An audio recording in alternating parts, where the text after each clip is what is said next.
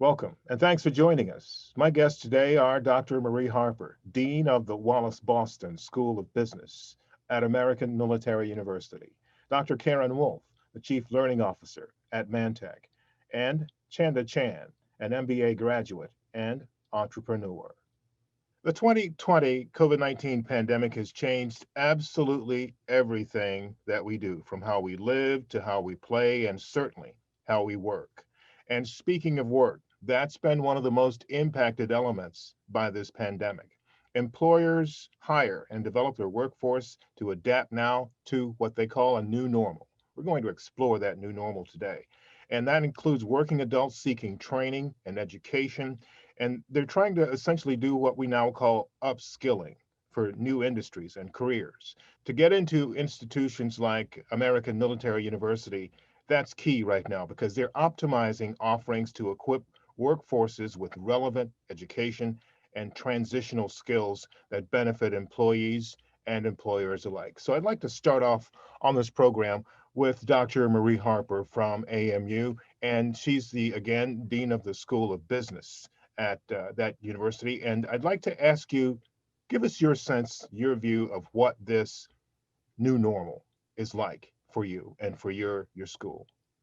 Yes, thank you, JJ.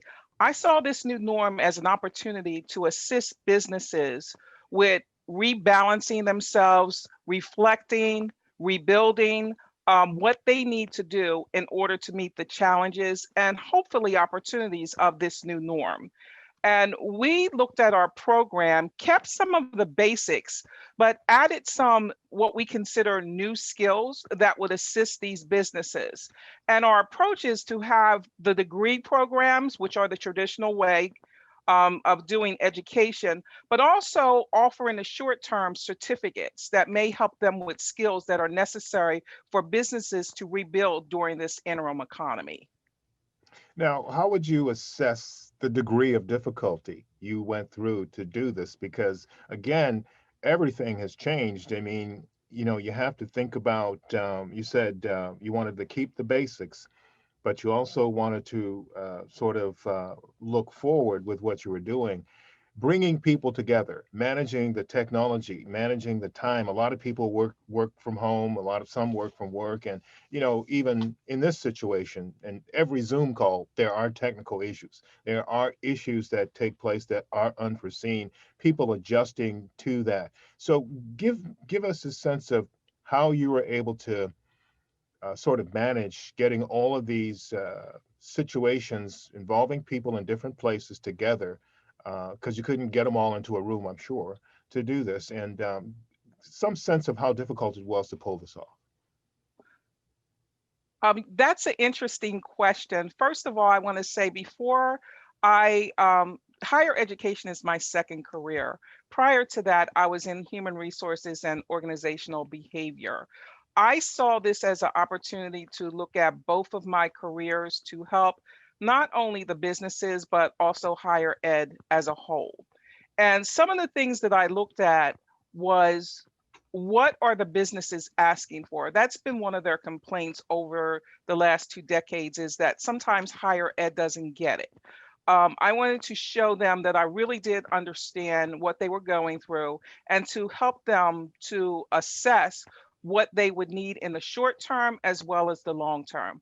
Also, I have the experience of working in 3 different companies, remote status, over the last 15 years. So a lot of the things that I was suggesting, it was not theoretical, it was actually things that I worked through. And it was also 3 different alternatives. So there was not one plan fits all. So I was able to talk to people as well as the faculty. How can we design programs where everyone gets something out of it? And that's where we started the base. And my base was our management programs and our business programs. They're 2 separate things. Our management programs focus on what I call the people skills, leadership.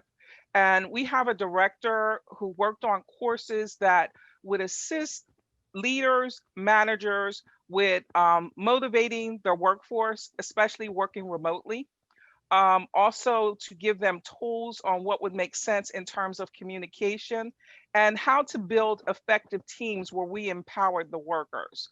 On the business end, we took the operations approach. What types of systems need to be in place? What is it like to work in the digital age? Um, how do we assess risk? And how do we look at business continuity and sustainability?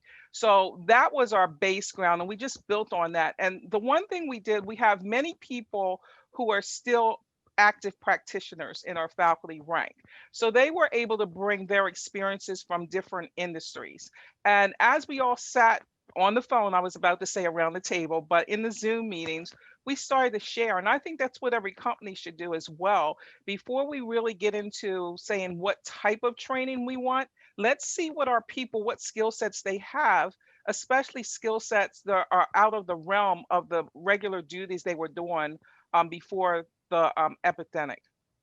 Okay, thank you. Turning to Dr. Karen Wolf, Chief Learning Officer at ManTech.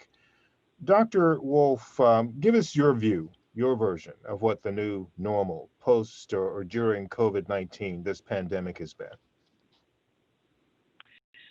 Well, Dr. Harper said a couple of things that I find very intriguing.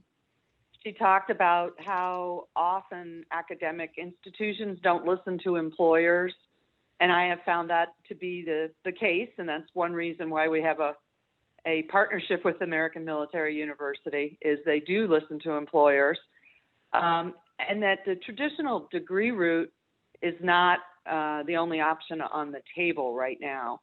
You know, we have a highly technical skilled workforce, and one of the things that we've found ourselves in the market for are those transitional skills or the soft skills side of the house, because our people are very technical.